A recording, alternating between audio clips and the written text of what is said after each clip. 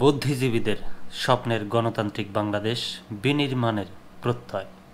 শহীদ বুদ্ধিজীবী দিবসে দেশে সুষ্ঠু নির্বাচনের লক্ষ্যে গণতান্ত্রিক পরিবেশ নিশ্চিত করার জন্য সরকারের প্রতি আহ্বান জানিয়েছেন বিভিন্ন রাজনৈতিক দল ও সংগঠনের নেতারা। বিভিন্ন শিক্ষা প্রতিষ্ঠান এবং নাগরিক সংগঠনগুলোর পক্ষ থেকেও শহীদ বুদ্ধিজীবীদের স্বপ্নের গণতান্ত্রিক বাংলাদেশ বিনির্মাণ করার প্রত্যয় জানানো হয়। আজ শনিবার সকাল থেকে রাজধানীর বারোয়া বাজারের শহীদ বুদ্ধিজীবী স্মৃতিসৌধে সমবেত হয়ে ফুল দিয়ে শ্রদ্ধা জানান সর্বস্তরের মানুষ। শ্রদ্ধার ফুলে ভরে ওঠে শহীদ বুদ্ধিজীবী স্মৃতিসৌধের বেদি। পাশাপাশি মিরপুর বুদ্ধিজীবী স্মৃতিসৌধেও রাজনৈতিক দল ও সংগঠন ছাড়াও সাধারণ মানুষের ঢল নামে।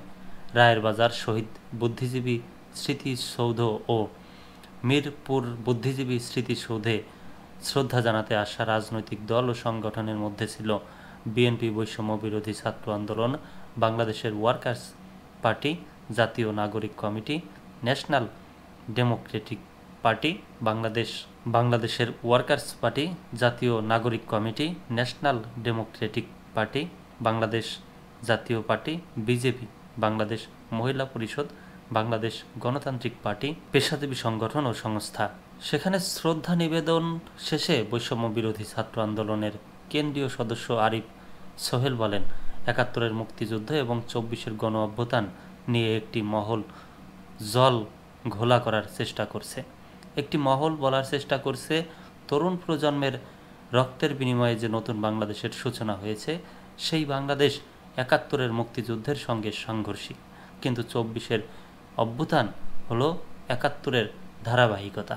মহান মুক্তিযুদ্ধের পরাজয় নিশ্চিত জেনে পাকিস্তানি হানাদার বাহিনী বাঙালি জাতিকে মেধাশূন্য করার ঘৃণ্য চক্রান্ত করেছিল।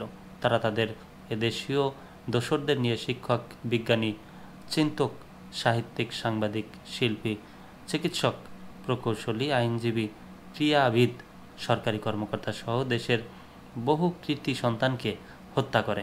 বিশেষ করে ১৪ ডিসেম্বর তারা ব্যাপক হত্যাযজ্ঞ চালায়। মুক্তিযুদ্ধের চূড়ান্ত বিজয়ের পর রাজধানীর রায়ের বাজার, ইটখোলা, মিরপুরের বধ্যভূমি সহ ঢাকা এবং দেশের বিভিন্ন স্থানে বুদ্ধিজীবীদের চোখ হাত বাঁধা ক্ষতবিক্ষত মৃতদেহ পাওয়া যায়। স্বাধীনতার পর থেকে ১৪ ডিসেম্বর শহীদ বুদ্ধিজীবী দিবস হিসেবে পালিত হয়ে আসছে।